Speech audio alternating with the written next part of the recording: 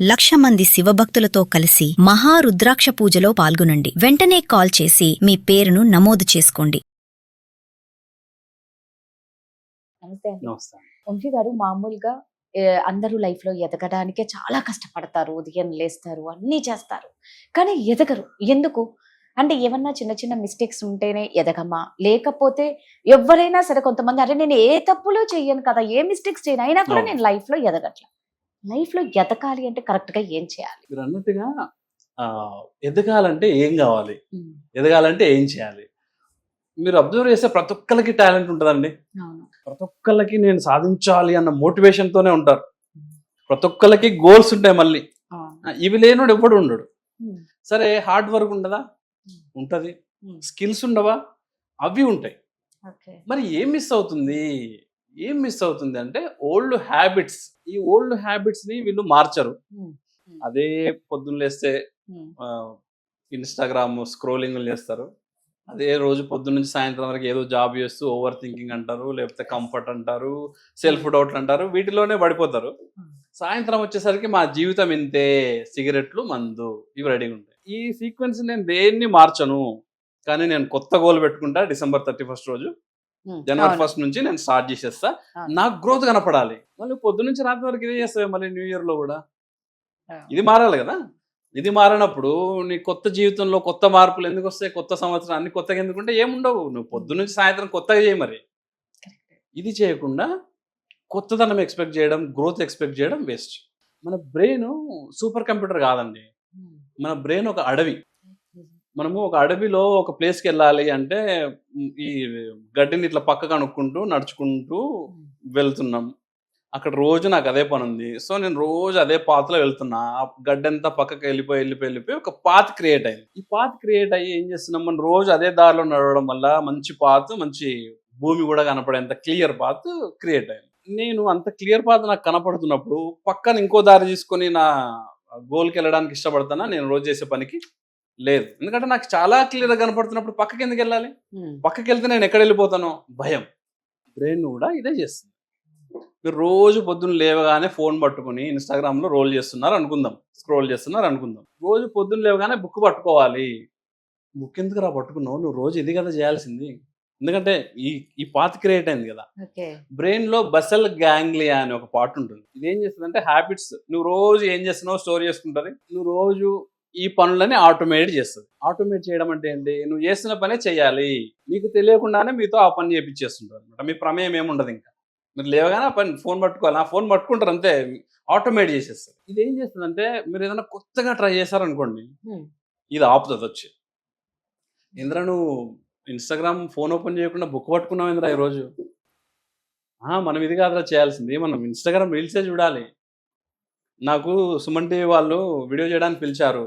ఇదేం చేస్తుందంటే అవసరమా రా అంత దూరం, ఆ ఎండలో ఆ కార్ వేసుకుని క్యాబులు బుక్ చేసుకుని వెళ్ళి ఆ సుమన్ టీవీలో ఆ లైట్ల కింద వేడిలో అవసరమా ఇదంతా? ఏసీ వేసుకోరా, ఇంట్లో ఏసీ ఉంది, కూర్చో, నెట్ఫ్లిక్స్ పెట్టుకో, సినిమా చూడు, కొంచెంసేపు అయితే ఆఫీస్ వర్క్ చేసుకో, సాయంత్రం బయటికి వెళ్దాం. ఇది ఎందుకు ఆటోమేట్ జరిగిపోయింది. మీరు అబ్జర్వ్ చేశారా? ఒక టైం టంగ్ అని కొట్టంగానే ఛాయ్ రావాలి వాళ్ళకి. రాకపోతే పిచ్చెక్కిపోతారు వాళ్ళు. నేనే ఉంటానండి అందులో ఫస్ట్.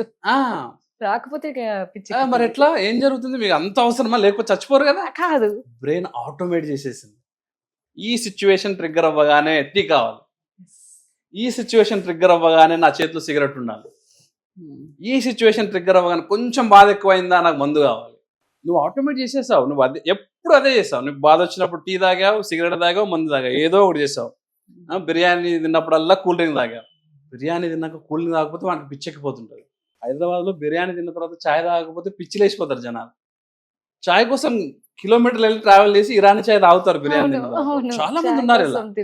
ఆటోమేట్ చేసేసింది బ్రెయిన్. ఏం జరుగుతుంది? సేమ్ బ్రెయిన్ లో కూడా అంతే. మార్నింగ్ లేవగానే మీరు ఒక పని చేయాలి, పాత్ చేస్తున్నారు, మెల్లగా రోజు అదే చేస్తున్నారు, రోజు అదే చేస్తున్నారు. న్యూరల్ పాత్వే అంటారు. ఈ న్యూరల్ పాత్వే క్రియేట్ అయిన తర్వాత మీరు బ్రెయిన్ కి ఇది చెయ్యి అని చెప్పక్కర్లేదు. ఈ న్యూరల్ పాత్వే ఏదైతే ఫ్రీ వే కనపడుతుందో దాంట్లో వెళ్ళిపోతుంది. ఫర్ ఎగ్జాంపుల్ మనం రోజు లేచి పళ్ళు తోముకోవడం, స్నానం చేయడము, డ్రెస్ వేసుకోవడము, అద్దంలో ఇవన్నీ చూసుకొని మనము నీట్ గా తయారవడము, ఇవన్నీ ఏంటి? బ్రెయిన్ ఆటోమేట్ చేసేసింది. నేను ఇప్పుడు లేసా కాబట్టి పళ్ళు తోముకోవాలి, పేస్ట్ అది పెట్టుకోవాలి, అక్కడ ఉంది. డైరెక్ట్ గా వెళ్ళిపోతాం, Yes. బ్రష్ తీసుకుంటాం, బ్రష్ చేసేసుకుంటాం, ఆటోమేట్ అయిపోయింది. బాత్రూమ్కి వెళ్ళాలి, ఎవడు చెప్పక్కర్లా. మీరు బాత్రూమ్కి వెళ్ళిపోతే స్నానం చేసి ఫ్రెష్ అయిపోతారు. ఎవడు చెప్తున్నాడు? కొంతమంది ఫ్రెష్ కాకుండా పనులు చేసుకునే వాళ్ళు ఉంటారు, అది కూడా ఆటోమేషన్. అది కూడానా? ఎవడరా స్నానం చేస్తాడు? ఇప్పుడు ఎవరు స్నానం చేయకపోతే కొంపలు మునిగిపోతున్నాయా ఆ, అని వెళ్ళిపోతారు. ఇది కూడా ఆటోమేషనే. okay. వాడు దాన్ని ఆటోమేట్ చేయాలి, స్నానం చేయడానికి. స్నానం చేయకుండా వెళ్ళడాన్ని ఆటోమేట్ చేశాడు వాడు. ఇదే బెటర్, ఇది కరెక్ట్. సో వాడు వెళ్ళిపోయి వాడి పని వాడు చేసుకుంటాడు. పక్కన పరిస్థితి అది దేవునికి తెలవాలి, అది వాడు పట్టించుకోడు. వాడు అలాగే ట్యూన్ అయ్యాడు వాడు. నేను ఇవన్నీ మార్చను, నేను గొప్పగా ఎదగాలి. గొప్పగా ఎదగాలంటే ఏం చేయాలి? బ్రెయిన్ ని రివైర్ చేయాలి. ఫర్ ఎగ్జాంపుల్ స్టడీస్ తీసుకుందాం.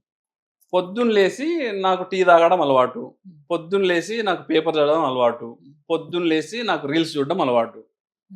రిప్లేస్ చేయండి, బుక్ తీసుకోండి. పొద్దున్న లేవగానే బుక్ తీసుకోండి. మైండ్ ఒప్పుకోదు, రెసిస్ట్ చేస్తుంది. మొండిగా ఆ పని చేయాల్సిందే. మనం మొండితనం పనికి మాలిన విషయాల్లో చూపిస్తాం. నాకు అదంటే అదే కావాలి. ఇక్కడ కూడా అదే చూపించండి. నేను ఇప్పుడు బుక్ చదవాల్సిందే 1/2 అవర్. ఆ బుక్ మీకు అర్థం కావాల్సిన పని లేదు. స్టార్టింగ్ లో మీకు టార్గెట్ పెట్టుకుని ఇంత పోర్షన్ కంప్లీట్ చేయాలి పని లేదు. 30 minutes ఇస్ టార్గెట్. కూర్చోండి, 30 minutes చదవాలి. ఎంత చదివితే అంత. రోజు మొండిగా చేయాలి. అది కొంచెం అలవాటు అయిన తర్వాత డోస్ పెంచాలి. ఆఫ్టర్నూన్ చదవాలి, ఈవినింగ్ చదవాలి. బ్రెయిన్ ని రివైర్ చేస్తున్నాం. నేను చేయాల్సింది అది కాదు, బుక్ 30 minutes చదవడం నా టార్గెట్. చేయగా ఒక నెల 2 నెలలు తర్వాత మీరు లేవగానే ఏదో ఒక బుక్ పిక్ చేస్తారు తప్ప ఫోన్ పైకి చేయి వెళ్ళదు. ఎందుకు? బ్రెయిన్ రివైర్ జరిగిపోయింది. ఈ రివైర్ వల్ల కొత్త పాత్ క్రియేట్ అయింది. దీనికి మంచి ఎగ్జాంపుల్ ఏంటంటే, అడవిలో మనం వెళ్ళే పాత్ కాకుండా కొత్త పాత్ చూస్ చేసాము, అందరినీ అలా డైవర్ట్ చేసాం. మీరు ఇలానే నడవాలి ఇప్పటి నుంచి, ఇక్కడ లోపల ఏదో గోత్ వచ్చింది, లేకపోతే అక్కడ పుల్ ఉంది, డైవర్ట్ చేస్తాం కదా. అవును. అలా డైవర్ట్ చేసినప్పుడు ఏం చేస్తుంది? కొత్త పాత్ తీసుకొని వెళ్తాము. అప్పట్లోపు ఒక నెల రోజులకి పాత పాత ఏమైందంటే కనపడదు. ఇంతకుముందు అక్కడ రోడ్డు ఉందా అనేంతగా మారిపోతుంది, గడ్డ వచ్చేస్తుంది, అన్ని పెరిగిపోతాయి. ఈ జనాలు కొత్త పాతలో వెళ్ళడం అలవాటు అవుతారు. బ్రెయిన్ కూడా అంతే. మీరు ఇది బంద్ చేసి కొత్త బుక్ అనేది దీనికి అలవాటు చేస్తే ఆ టైంకి బుక్ చదవకుండా ఉండలేరు. ఇలాంటి వాళ్ళని కూడా మనం చూసాం. వాళ్ళు పొద్దున్న లేచి బుక్ చదవకపోతే వాళ్ళకి డే అంతా చిరాకు ఉంటుంది.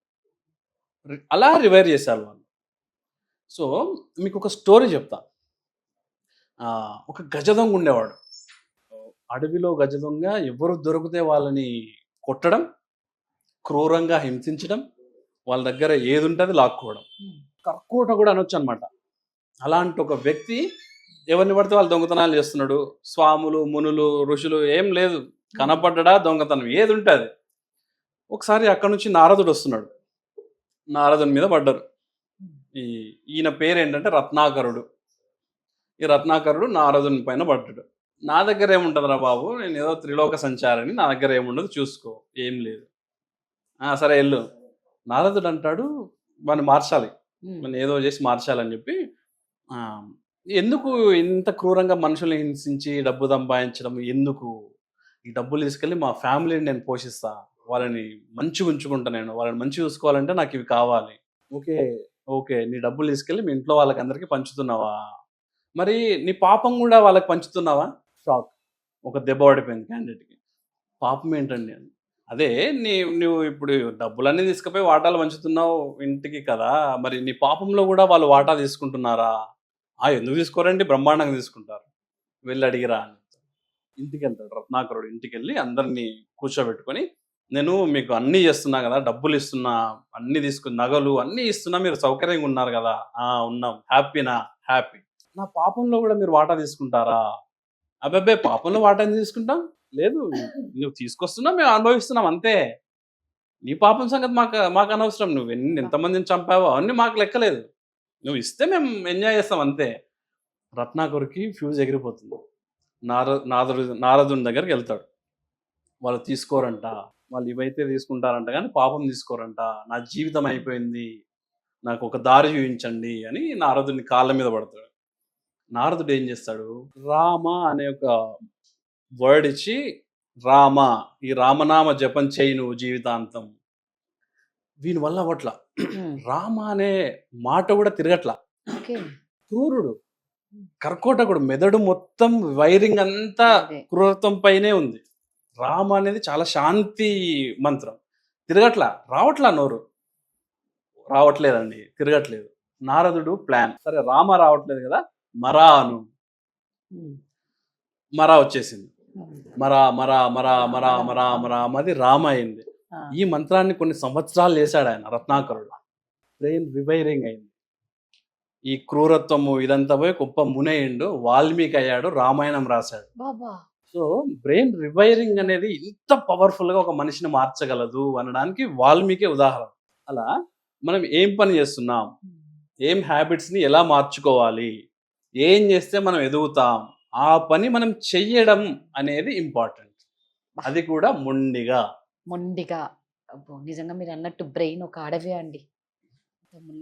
ముళ్ళ పొదలు, అవును. యానిమల్స్ అన్నీ ఉంటాయి మన లోపల. స్టోరీ మాత్రం సూపర్ ఉంది. Thank you. Thank you.